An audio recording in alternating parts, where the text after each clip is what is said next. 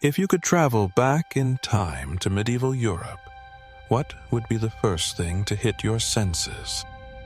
The smell of smoke from open hearths, horses, tanned leather, or unwashed humans.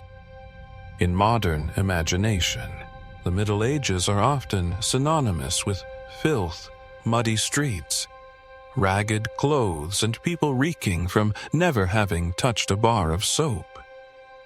But where did this image come from? Did medieval people really not care about hygiene? How did they live without showers, toothpaste, or hand sanitizer? The truth is, people throughout history have always shared the same basic need to feel clean, comfortable, and sometimes to save face. The difference lies in how they achieved that and what clean meant to them at the time. In this video, we'll dive into historical records and surviving evidence to uncover how people in the Middle Ages actually kept themselves clean. And we'll ask the question, were they really as dirty as we think? Bathing in the Middle Ages, a luxury or a daily habit? On a cold winter morning in 1326, at a public bathhouse in the city of York, water was being heated with firewood. Sprigs of rosemary and wild chamomile floated in the tubs for a pleasant scent. Locals paid a few coins, hung their clothes on wooden racks, and soaked in the warm water. This wasn't a fictional scene, it was a real account. Contrary to popular belief, medieval people did bathe, and often more regularly than we might assume, especially during the early and middle parts of the era.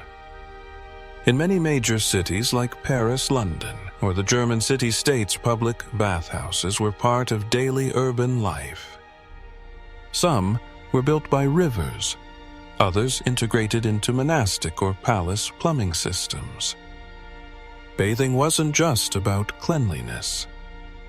It was also a social activity, a place to relax, chat, and even enjoy meals while soaking, not unlike a rustic spa. Bathhouses were typically gender segregated, though in some cases, lax supervision led to moral concerns that drew criticism from the church. Among the nobility, bathing often happened at home, in wooden or copper tubs filled with hot water and scented herbs, sometimes with the help of attendants. Baths were considered part of self-care, believed to improve circulation, relieve pain, and sharpen the mind. But in the later Middle Ages especially, after waves of plague, public attitudes toward bathing began to shift. Some physicians warned that hot baths opened the pores, making the body more vulnerable to disease. A new belief emerged: staying dry meant staying safe. This medical shift, more than any cultural laziness, is what caused bathing habits to decline, not a lack of desire for cleanliness, but fear that the old way was no longer safe.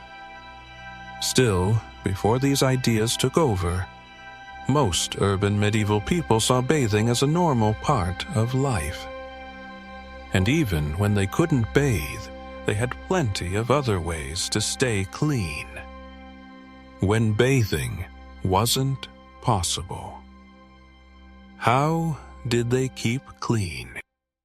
Not everyone in medieval Europe could bathe regularly, especially rural dwellers in the winter or those facing water shortages. But that didn't mean they simply gave up. In fact, medieval people had a surprisingly practical set of tools and habits for personal hygiene. They used warm, damp cloths to wipe down the body, focusing on odor-prone areas like the armpits, feet, and neck. This was a common and effective alternative to full-body bathing. Poorer folks might use water from streams, while wealthier people used heated water, sometimes infused with herbs like mint lavender or chamomile for added freshness. Hair and beard grooming was also important. Wooden bone or horn combs have been found at archaeological sites, ranging from farms to monasteries, evidence that these were everyday items. Combing wasn't just for style. It helped remove dirt lice and dandruff. Women washed their hair with herbal concoctions or alkaline ash solutions, as recorded in medieval medical texts. Folk recipes included egg whites, wine, or rosewater depending on one's social class and means. Oral hygiene wasn't neglected either. Without modern toothpaste or floss, people used crushed mint leaves, salt or ash to scrub their teeth.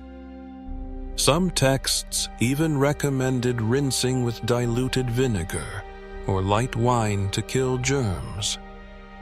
Wooden toothpicks, early versions of toothbrushes, appeared in some places by the later Middle Ages. Clean clothes were also a big deal.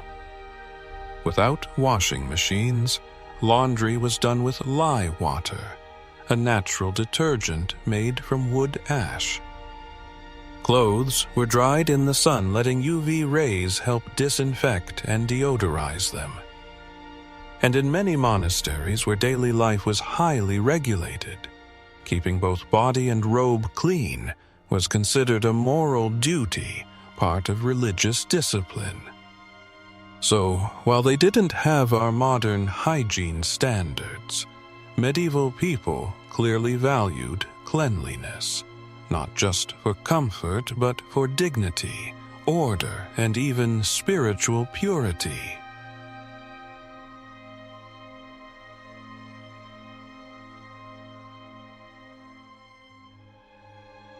No matter how noble or pious, everyone has to go. So how did medieval people handle bathroom business without flush toilets or toilet paper? Surprisingly, they had systems, and some were quite ingenious. In larger cities and castles, latrines were often built on upper levels, allowing waste to fall directly into pits or flow into drainage ditches below. Some castle latrines jutted out from the walls, letting waste drop into moats, a practical way to keep the interior clean.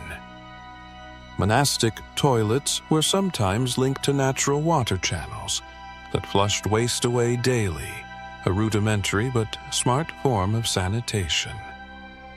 Some monasteries even had scheduled bathroom times to maintain order and hygiene.